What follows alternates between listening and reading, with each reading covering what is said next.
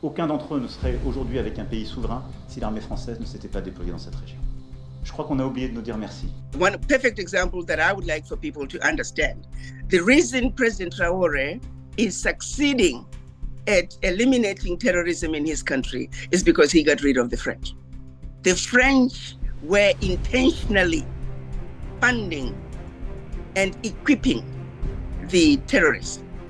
I had lunch with one general when I was in Burkina Faso, and he shared with me something that just blew my mind away. He told me, and I quote, "Ambassador, for every 3 soldiers, we had 1 gun."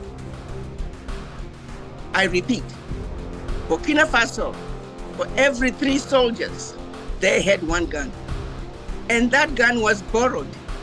And from time to time, they had to turn over those guns and the country had no guns.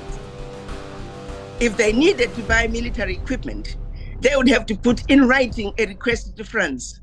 9 times out of 10, that request was denied. But guess who had no problems being fully equipped and fully armed? It was the terrorists. So yes, something as simple and yet so pivotal as well-equipped military.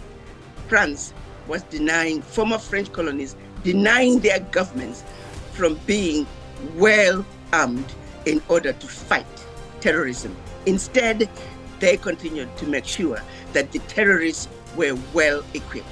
So by blocking the French, by running the French out of Burkina Faso now can defeat the terrorists. Majority of Burkina Faso now is free of terrorism.